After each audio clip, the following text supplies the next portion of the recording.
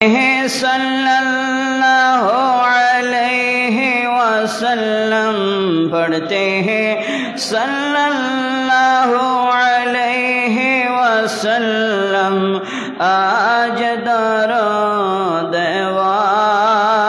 नबी जी अल्लाह अल्लाह अल्लाह ला इलाहा इल्लल्लाह अल्लाह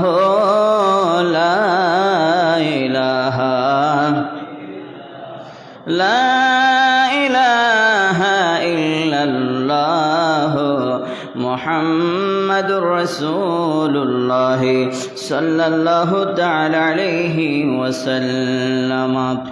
अऊज़ु बिल्लाहि समीउल अलीम मिनश शैतानिर रजीम बिबरकति व बिअज़मति बिस्मिल्लाहिर रहमानिर रहीम।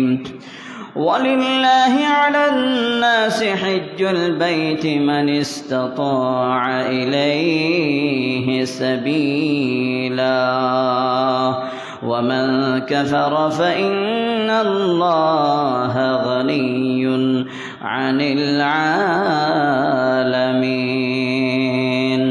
सदक़ल्लाहु मौलाना अज़ीम व सदक़ रसूलुहुन नबियुल हबीबुल करीम व नहनु अला ज़ालिका मिनश शाहिदीन वश्शाकिरीन वल्हम्दुलिल्लाहि रब्बिल आलमीन। रब्बि सल्लि व सल्लिम व बारिक अलैहि।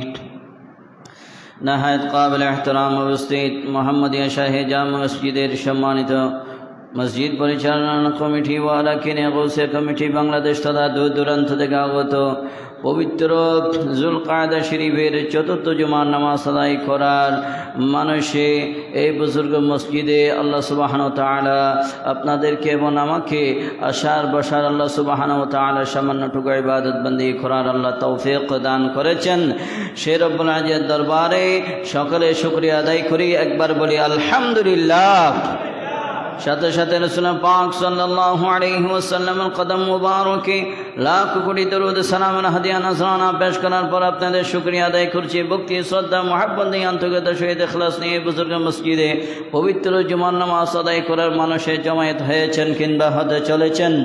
আল্লাহু আযজা ওয়া জাল্লা আমাদের উপস্থিতি আল্লাহ কবুল আর মঞ্জুর করুন, সকলে বলি আমিন। সম্মানিত হাজির کرام, আপনাদের খেদমতে পবিত্র কোরআন করিম থেকে একটি আয়াত কারিমার অংশ বিশেষ তেলাওয়াত করেছি সওয়াব এবং বরকত হাসিলের উদ্দেশ্যে, এবং সাথে সাথে একটি বিষয় নির্ধারণ করেছি যে বর্তমান প্রেক্ষাপট অনুযায়ী যেহেতু আগামী জুমা আমরা পাবো, হজের মাস প্রবেশ করবে, তাই এদিকে লক্ষ্য রেখে जुलकादा शरीफेर प्राय शेष जुमा आज आगामी जुमा আমরা জিলহজ মাসের পাব। তাই হজ্জের গুরুত্ব এবং ফজিলত এবং হজ না করার পরিণাম সম্পর্কে আলোচনা পেশ করার ইচ্ছা পোষণ করেছি। বাকি ওয়ামা তৌফিক ইল্লা বিল্লাহ আলাইহি তাওয়াক্কালতু ওয়া ইলাইহি উনীব। আমি গুনাহগারকে সংক্ষিপ্ত সময়ে কোরআন ও হাদিসের আলোকে আলোচনা পেশ করার এবং আপনাদেরকে আমল করার, ভালোভাবে শ্রবণ করার এবং প্রত্যেককে হজ আদায় করার আল্লাহ আমাদেরকে তৌফিক দান করুন, সবাই বলে আমিন। সম্মানিত হাজির کرام, হজ এটি হচ্ছে ইবাদত। ইবাদত তিন প্রকার। ইবাদতে বদনী যেটা দৈহিকভাবে আমরা করি, নামাজ এবং রোজার মাধ্যমে আমরা ইবাদতে বদনী, এবং দ্বিতীয় প্রকার যেটা ইবাদত, এটা হচ্ছে ইবাদতে মালি তথা আর্থিকভাবে আমরা এটা করে থাকি। ইবাদত জাকাত দেওয়া, এটা অর্থের বিনিময়ে একটা ইবাদত, এটাকে বলে ইবাদতে মালি। এবং তৃতীয় নম্বর যে ইবাদত রয়েছে, এই ইবাদতটা হলো ইবাদতে মুশতারিকা। এটি হচ্ছে দৈহিক এবং আর্থিক উভয় সন্নিবেশ করে সাদৃশ করে এই ইবাদতটা করা হয়। তাহলে হজ করতে গেলে দৈহিকও লাগবে এবং আর্থিকও লাগবে, ঠিক না বেঠিক? এই হজটা হলো ইবাদতে মুশতারিকা, তাহলে 3 প্রকার ইবাদত আমরা করে থাকি। ইবাদতকে 3 প্রকারে ভাগ করেছেন। প্রথম নাম্বার কি বললাম? ইবাদতে বদনী। প্রথম নাম্বার দৈহিক ইবাদত, আমরা যেটা নামাজ আদায় করি, রোজা রাখি, এটা হচ্ছে ইবাদতে বদনী।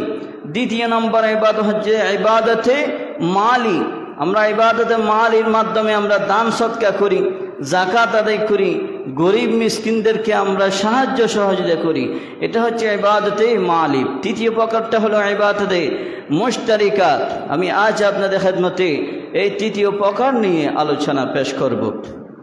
এটা হচ্ছে দৈহিক এবং আত্মিক উভয়ের সমষ্টি এই ইবাদতটা করা হয়। যেমন হজ, হজ প্রত্যেকের উপর আদায় করা ফরজ। হজ কাকে বলে? হজ্জের সংজ্ঞা দিতে গিয়ে ফুকাহায়ে কেরাম বর্ণনা করেছেন, ওয়াহুয়া জিয়ারাতুল মাকানি মাখসুসিন বিফি'লিন মাখসুসিন বিজামানিন মাখসুস, অর্থাৎ নির্দিষ্ট সময়ে, নির্দিষ্ট স্থানে, নির্দিষ্ট কার্যাবলী, নির্দিষ্ট স্থানে জিয়ারত করাকে হজ বলা হয়। তাহলে মানুষ বিভিন্ন কান্ট্রি থেকে বাইতুল্লাহ শরীফে যায় এবং আরাফা ময়দানের মধ্যে অবস্থান করে তার নিয়ত থাকবে কি? হজ করব, বাইতুল্লাহ শরীফ জিয়ারত করব, তাওয়াফ করব, আরাফার ময়দানে অবস্থান করতে হবে, এটাই ফরজ। তাহলে তার লক্ষ্য উদ্দেশ্য সেখানে থাকবে, জামরাতের মধ্যে অবস্থান করতে হবে এবং শয়তানকে পাথর নিক্ষেপ করতে হবে এবং কুরবানি দিতে হবে এবং দম দিতে হবে, এটাই তো তার উদ্দেশ্য থাকে, ঠিক না বে ঠিক? তাহলে হজ করা নির্দিষ্ট সময়ে, প্রত্যেক সময়ে কিন্তু হজ আসে নাই। হজ প্রত্যেক মাসে করা যায় না। এই বড় হজ, এটা নির্দিষ্ট সময় আছে। এই সময়ের ব্যাপারে আল্লাহ পাক বলেন, আল হাজ্জু আশহুরুম মা'লুমাত ফামান ফারাদা ফীহিন্নাল হাজ্জ ফালা রাফাথা ওয়ালা ফুসুকা ওয়ালা জিদালা ফিল হজ্জ ওয়ামা তাফআলু মিন খাইরিন ইয়া'লামুহুল্লাহ ওয়া তাযাওয়াদু ফাইন্না খায়রাজ যাদিত তাকওয়া। আল্লাহ সুবহানাহু ওয়া তাআলা সূরা বাকারা 197 নম্বর আয়াতের মধ্যে আল্লাহ সুবহানাহু ওয়া তাআলা বলেন, প্রত্যেক মাসের মধ্যে হজ নাই, বছরে একবার হজ। বছরে কয়বার? একবার। আল্লাহ পাক বলেন, আল হাজ্জু আশহুরুম মা'লুমাত, হজ্জের নির্দিষ্ট কয়েকটি মাস রয়েছে। এই মাসগুলো কি কি আল্লাহ সুবহানাহু ওয়া তাআলা বর্ণনা করলেন। এই মুফাসসিরিন کرام এই আয়াতে কারিমার ব্যাখ্যার মধ্যে লিখেন, যুলকাদা, যুলহিজ্জা এবং শাওয়াল। তাহলে রমজানের পরের মাস কি? শাওয়াল। শাওয়ালের পরের মাস কি? জিলকাদ, বর্তমান মাস যুলকাদা। এবং এরপরে জিলহজ মাসের 10 তারিখ পর্যন্ত হজ্জের সময়। এর বাইরে হজ্জের সময় নাই, ঠিক না বে ঠিক? এরপরে কি করতে পারবেন? উমরা করতে পারবেন, উমরা হজ। কিন্তু বর্তমান যে হজের কথা বলা হয়েছে, এই হজটুকু হলো নির্দিষ্ট সময়ের মধ্যে করে নিতে হবে। বছরে একবার হজ চলে আসে। আল্লাহ সুবহানাহু ওয়া তাআলা বলেন, এই হজের সময় তোমরা গুনাহ থেকে বিরত থাকবা এবং স্ত্রী সহবাস থেকে বিরত থাকবা। আল্লাহ সুবহানাহু ওয়া তাআলা বলেন, ফামান ফারাদা ফীহিন্নাল হাজ্জা ফালা রাফাথা ওয়ালা ফুসুকা ওয়ালা জিদালা ফিল হজ্জ ওয়ামা তাফআলু মিন খাইরিন ইয়া'লামুহুল্লাহ ওয়া তাযাওয়াদু ফাইন্না খায়রাজ যাদিত তাকওয়া। আল্লাহ সুবহানাহু ওয়া তাআলা বলেন, তোমরা সকল পাপ কাজ থেকে গুনার কাজ থেকে তোমরা বিরত থাকবা। এমনকি তোমরা যদি হজ্জে যাও, যদি স্বামী স্ত্রী যদি একসাথেও যদি যাও, তাহলে তোমরা একে অপরকে স্পর্শ করা থেকে সহবাস থেকে তোমরা বিরত থাকবা। এবং এইভাবে যদি তোমরা করো, আল্লাহ সুবহানাহু ওয়া তাআলা বলেন, এরপরে বললেন তোমরা পাতেও অর্জন করো। হুয়া খায়রুল লাকুম, সর্বোত্তম পাতিও তোমরা অর্জন করবা, সর্বোত্তম পাতিও নিয়ে তোমরা যাবা। ওয়ালা ফুসুকা ওয়ালা জিদালা ফিল হজ, এভাবে যদি তোমরা করতে পারো আমি আল্লাহ সুবহানাহু ওয়া তাআলা তোমাদের ওই হজ আমি আল্লাহ কবুল করে নেব। জোরে বলুন সুবহানাল্লাহ। ওয়ামা তাফআলু মিন খাইরিন ইয়ালামহুল্লাহ ওয়া তাযাওয়াদু ফাইন্না খায়রাজ যাদিত তাকওয়া। আল্লাহ সুবহানাহু ওয়া তাআলা শিখিয়ে দিলেন তোমরা যে হজ্জে যাবে, হজ্জে যাওয়ার এটা একটা প্রস্তুতির বিষয় রয়েছে, এখানে খাদ্য পানিরও ব্যবস্থা বিষয় রয়েছে। তোমরা 1 মাস 2 মাস যে হজ্জে যাবে, এই হজ্জের মধ্যে কি খাবা কি খাবা না এগুলো তোমরা জোগাড় করে নিবা, এবং তোমাদের যত সাধ্য অনুযায়ী পয়সা রয়েছে এই পয়সাগুলো নিবা।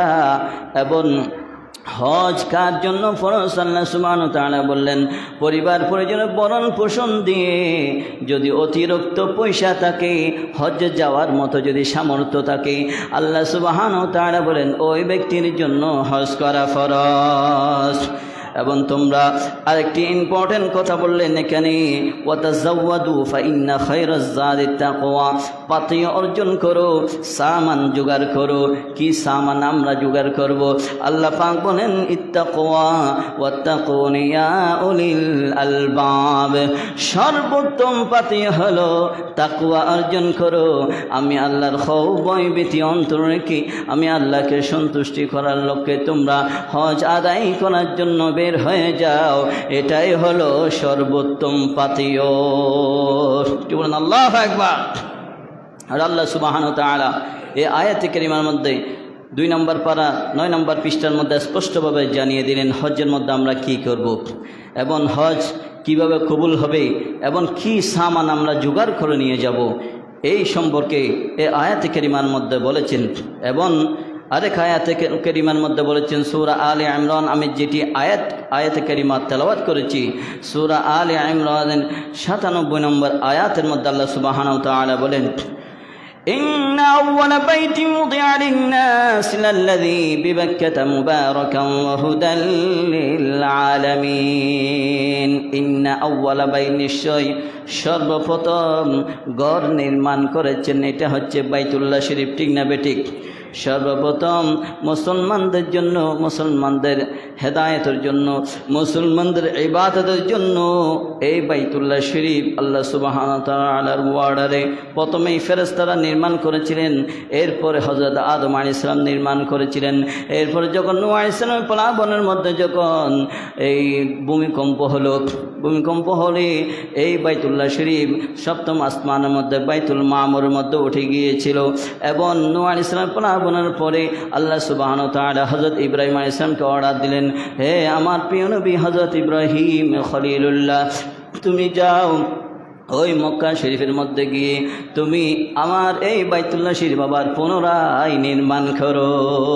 কি বলেন? সুবহানাল্লাহ। তাহলে ইতিহাস মনে রাখবেন, প্রথমে নির্মাণ করেছিলেন কে? ফেরেশতা। দুনিয়া সৃষ্টির পূর্বেই 2000 বছর পূর্বে ফেরেশতারা এই বাইতুল্লাহ শরীফ নির্মাণ করেছিল। এবং এরপরে দুনিয়ার মধ্যে যখন আদম আলাইহিস সালামকে পাঠালেন, আদম আলাইহিস সালামের মাধ্যমে আল্লাহ পাক এই বাইতুল্লাহ শরীফ নির্মাণ করেছেন। এবং নূহ আলাইহিস সালামের পলাবনের মধ্যে যখন এই বাইতুল্লাহ শরীফ যখন এই ভূমিকম্প হলো এবং জলোচ্ছ্বাস হলো, এই বাইতুল্লাহ শরীফকে আল্লাহ পাক আসমানের মধ্যে উঠিয়ে নিলেন। বাইতুল মামুরের মধ্যে 7ম আসমানের ঊর্ধ্বে বাইতুল মামুর, ওইখানে উঠিয়ে নিলেন। সুজা বরাবর বাইতুল মামুর রয়েছে। এবং এই নূহ আলাইহিস সালাম প্লাবনের পরে যখন এই বাইতুল মামুরটি যখন বাইতুল্লাহ শরীফটি ভেঙে গিয়েছিল, এটা আল্লাহ সুবহানাহু ওয়া তাআলা আবার পুনরায় অর্ডার দিলেন হযরতে ইব্রাহিম আলাইহিস সালামকে। ইব্রাহিম আলাইহিস সালামকে অর্ডার দিলেন পিতা পুত্র মিলে এই মাকাম ইব্রাহিম, যেটা বর্তমান আছে মাকাম ইব্রাহিম, এটা একটা পাথর। আপনারা যারা গিয়েছেন তারা দেখেছেন, আমি গুনাহগারকে দেখার সুযোগ হয়েছে। এই মাকাম ইব্রাহিমের মধ্যে দাঁড়িয়ে, পাথরের উপর দাঁড়িয়ে এই বাইতুল্লাহ শরীফ নির্মাণ করেছেন। জোরে বলুন সুবহানাল্লাহ। বর্তমান যে লিফট, বিভিন্ন বিল্ডিংয়ের মধ্যে টাওয়ারের মধ্যে লিফট দেওয়া হচ্ছে, এই লিফট কোথায় থেকে আবিষ্কার করেছেন? এই মাকামে ইব্রাহিম রিসার্চ করে এই লিফট আবিষ্কার করেছেন। জোরে বলুন সুবহানাল্লাহ। যত বিজ্ঞানীরা যত উন্নত হয়েছে, প্রত্যেক কাজ মুসলমানদের থেকে নিয়ে তারা উন্নতি লাভ করেছে, ঠিক না বেঠিক? এই মাকাম ইব্রাহিম যখন হযরত ইব্রাহিম আলাইহিস সালাম এই পাথরের উপর দাঁড়িয়েছিলেন, তখন এই পাথরকে বলতে হয় নাই তুমি ডানে যাও, বামে যাও, উপরে যাও, নিচে যাও, এগুলো বলতে হয় নাই। যখন যেদিকে যেতে হয়েছে তখন সেদিকে এই পাথরটি ওঠানামা করেছিল। এই ডানে গিয়েছে, বামে গিয়েছে, উপরে গিয়েছে, মধ্যখানে গিয়েছে, নিচে নেমেছে। কি বলেন সুবহানাল্লাহ। বর্তমান আল্লাহ পাক সুবহানাহু ওয়া তাআলা এই কোরআন আয়াতে কারিমার মধ্যে, কোরআনের মধ্যে নোট করে দিলেন, ইন্না আউওয়ালা বাইতিন উদিআ লিন-নাস লাল্লাযী বিবাক্কাতা মুবারাকান ওয়া হুদাল লিল আলামিন। মানব জাতির হেদায়েতের জন্য সকল জাতির পথ প্রদর্শক হলো এই বাইতুল্লাহ শরীফ। এবং ফিহি আয়াতুম মাকাম ইব্রাহিম, আল্লাহ পাক বলেন এখানে নিদর্শন রয়েছে। হযরত ইব্রাহিম আলাইহিস সালামের যে মাকাম ইব্রাহিম পাথরের মধ্যে আরোহণ করে বাইতুল্লাহ শরীফ নির্মাণ করেছে, এই পাথরটি ওইখানে নিদর্শন, এটা আল্লাহ পাক নিদর্শন বলেছেন। তাহলে আল্লাহ সুবহানাহু ওয়া তাআলার কত প্রিয় এই পাথরটি ছিল, কি বলেন সুবহানাল্লাহ। কারণ কি, হযরত ইব্রাহিম আলাইহিস সালামের পা মোবারক লাগার সাথে সাথে পাথর দামি হয়ে গিয়েছে, ঠিক না বেঠিক? না হলে এই পাথরকে দিয়ে জাহান্নামের আগুন হবে, লাকড়ি হবে, পাথর এবং মানুষ। পাথর কু আনফুসাকুম ওয়া আহলিকুম নার,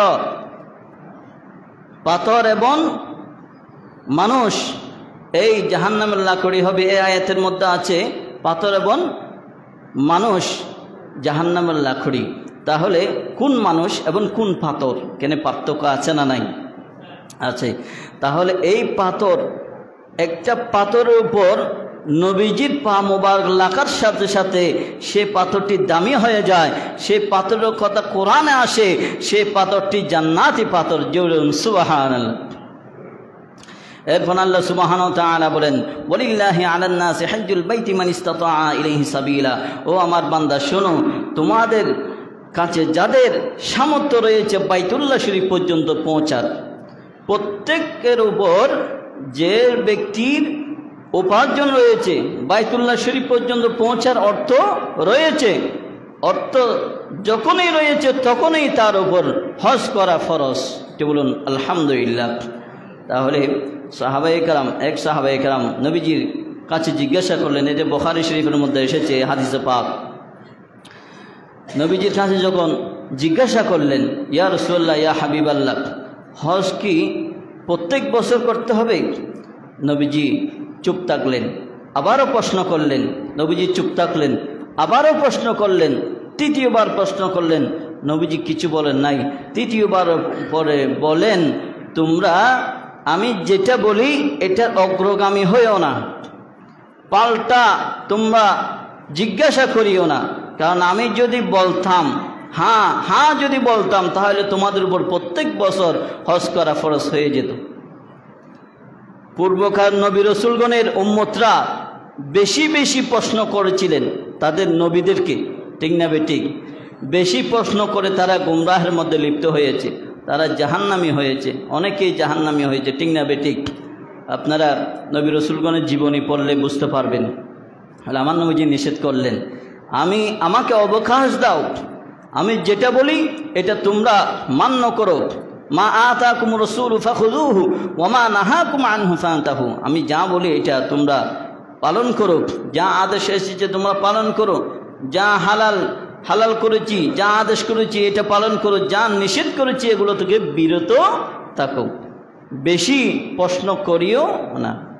তাহলে নবীজি যখন এটা শিক্ষার জন্য বলেছেন, তাহলে নবী যদি হ্যাঁ বলতেন তাহলে প্রত্যেক বছর হজ আদায় করা ফরজ হয়ে যেত। প্রত্যেকের কি সম্ভব হতো? দেখুন, 14 বছর বা 15 বছর পূর্বে নবীজি জানেন উম্মতের খবর, ঠিক না বেঠিক? এটাকে বলে ইলমে গায়েব। ইলমে গায়েব অনেকে অস্বীকার করে। নবীজি যদি তখনই বলে দিতেন, উম্মতের খবর না রেখে যদি বলে দিতেন হ্যাঁ, তো প্রত্যেক মুসলমানের উপর হজ ফরজ হয়ে যেত প্রত্যেক বছর, তারা প্রত্যেকেই গুনাহগার হতো না? প্রত্যেক উম্মতকে গুনাহ থেকে আমার নবীজি বাঁচিয়েছেন ইলমে গায়বের মাধ্যমে, ঠিক না বেঠিক? এটা বুখারী শরীফ হাদিস বাবা। তাহলে এরপরে যারা অস্বীকার করবে, অস্বীকারী যারা হবে, ওমান কাফারা ফাইন্নাল্লাহা গানিয়্যুন আনিল আলামিন, যারা অস্বীকার করবে হজকে তারা কাফের, এবং যারা হজ ফরজ হয়েছে আদায় করে নাই তারা ফাসিক। আর যারা বিশ্বাস করবে, মেনে নেবে, যাদের উপর হজ ফরজ হয়েছে, যারা হজ করতে যাবে, আল্লাহ সুবহানাহু ওয়া তাআলা একমাত্র হজের বদান্যতা, হজের পুরস্কার হিসেবে একমাত্র জান্নাত দিবে বলেছেন। নাকি বলুন আলহামদুলিল্লাহ। এবং আল্লাহ সুবহানাহু ওয়া তাআলা এই যারা অস্বীকার করে তাদের থেকে আল্লাহ পাকের কুদরতি চেহারা মুবারক ফিরিয়ে রাখেন। ওমা কাফারা ফাইন্নাল্লাহা গানিয়্যুন আনিল আলামিন, প্রত্যেক জাতির উপর থেকে যারা অস্বীকার করে তাদের থেকে আল্লাহ নবী চেহারা মুবারক ফিরিয়ে রাখেন। দুরশিবন আল্লাহুম্মা সাল্লি আলা সাইয়্যিদিনা মাওলানা মুহাম্মদ ওয়া আলা আলি সাইয়্যিদিনা। हरम की ज़मीं और कदम रखे चलना, अरे सर का मौका है वो जाने वाले। अल्लाहुम्मा सल्ली अला मौलाना मुहम्मद व अला आलि सय्यिदिना।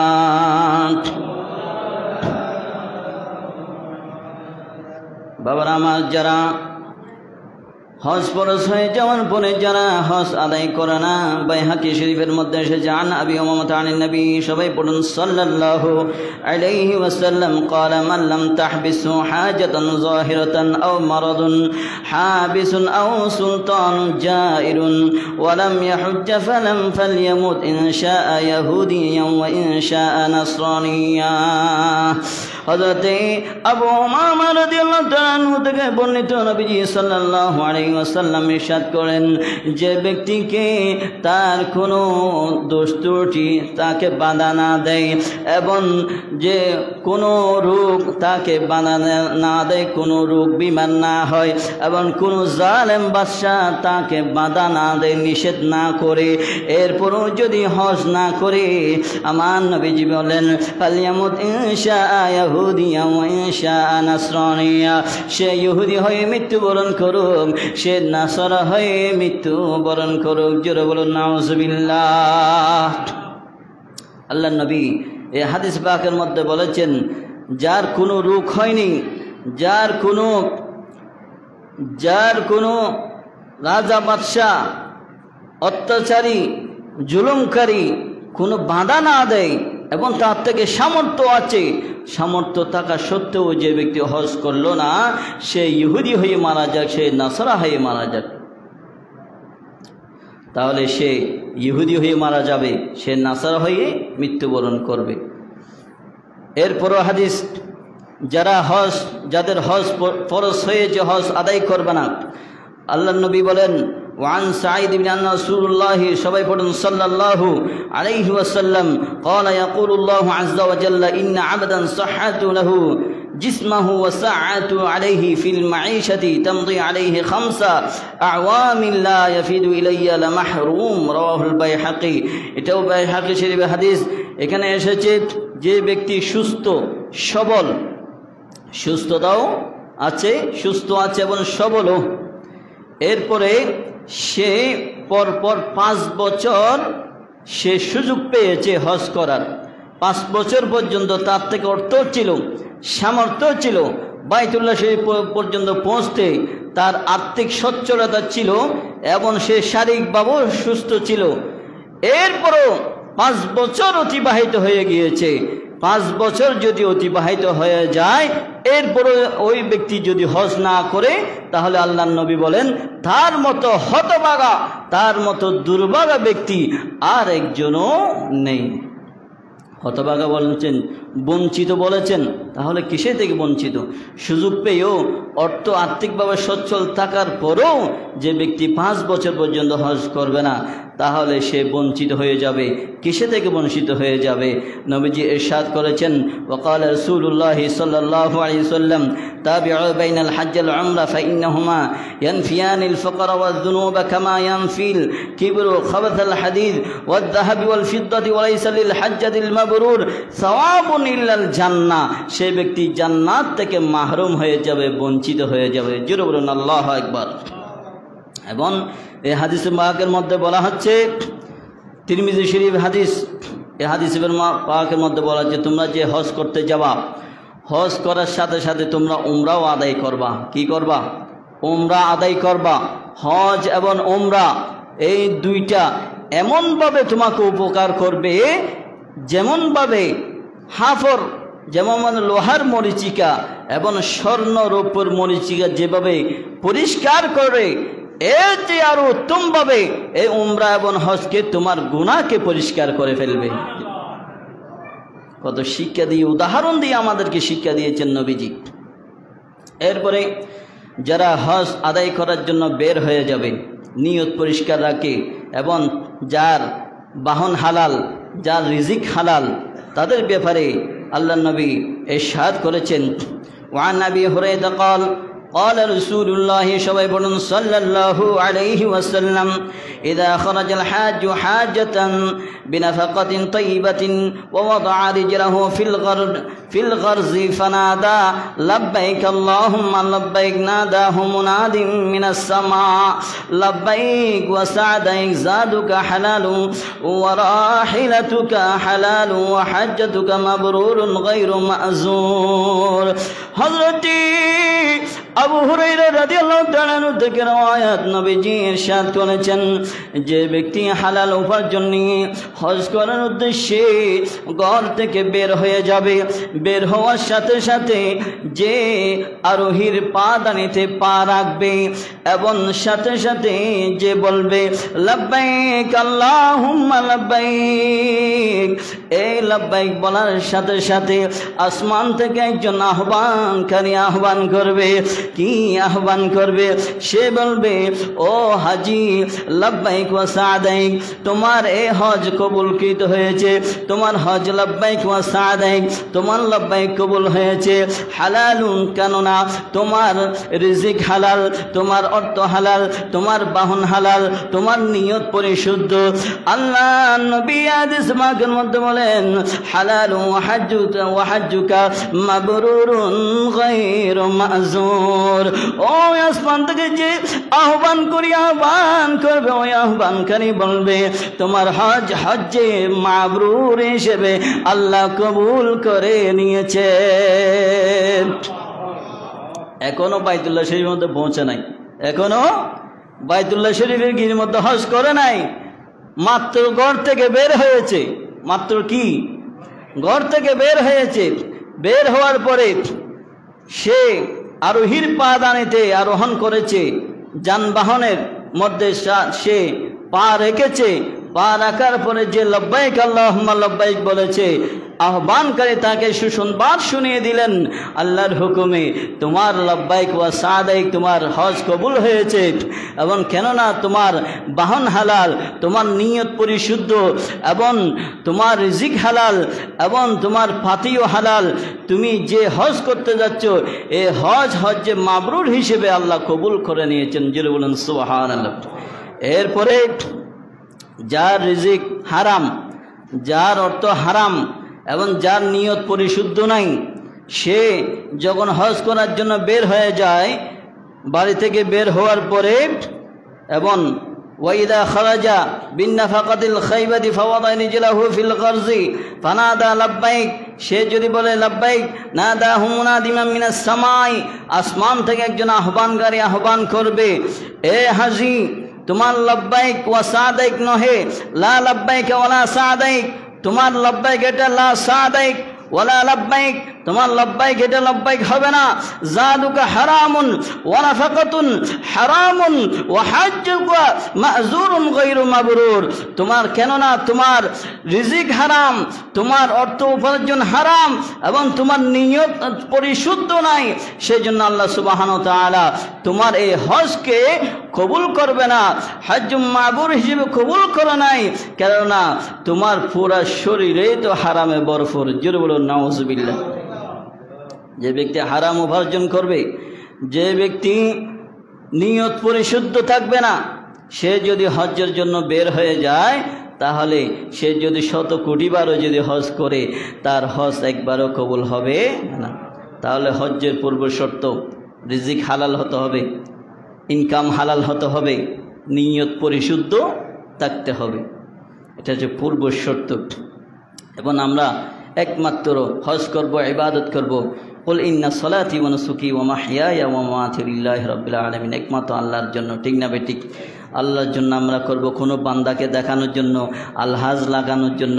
মানুষ আমাকে হাজি বলবে, মানুষ আমাকে আলহাজ বলবে, আমাকে ভাবা দিবে, আমি মানুষের কাছে সম্মানিত হব, এটার কারণে আমরা হজ করব না। এই নিয়ত যদি থাকে, এই নিয়তের কথা বলেছেন, এই নিয়ত যদি থাকে, তাহলে সে যদি কোটিবারও 100 কোটিবারও যদি হজ করে, তার হজ কবুল হবে না।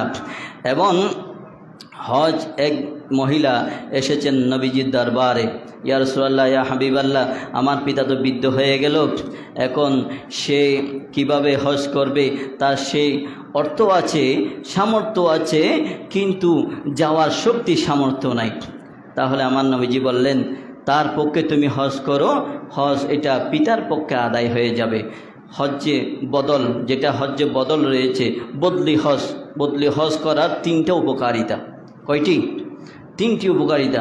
অনেকে বলে আমি বৃদ্ধ হয়ে গিয়েছি, কিন্তু অর্থ আছে, কিন্তু আমার তো শারীরিক সুস্থতা নাই, কীভাবে হজ করব? হজ না করে সে বসে থাকে। কিন্তু আল্লাহ নবীজি এটার একটা ফয়সালা দিয়েছেন সুন্দরভাবে, বদলি হজ করো। তাহলে যিনি হজ করবে, প্রথমেই ওনার গুনাহ আল্লাহ মাফ করে দিবেন। এবং দ্বিতীয়, যে ব্যক্তির জন্য হজ করবে, ওনার গুনাহ মাফ করে দিবেন। এবং তৃতীয়, যে ব্যক্তি অর্থ দিয়েছে, অনেকে অর্থ দিয়ে পাঠায় না, অনেকজনকে পাঠায়, যে ব্যক্তি অর্থ দিয়ে পাঠিয়েছেন, ওই অর্থ দেনওয়ালা ব্যক্তির গুনাহ মাফ করে দিবেন। শুধু এতটুকু বলে শেষ করেন নাই,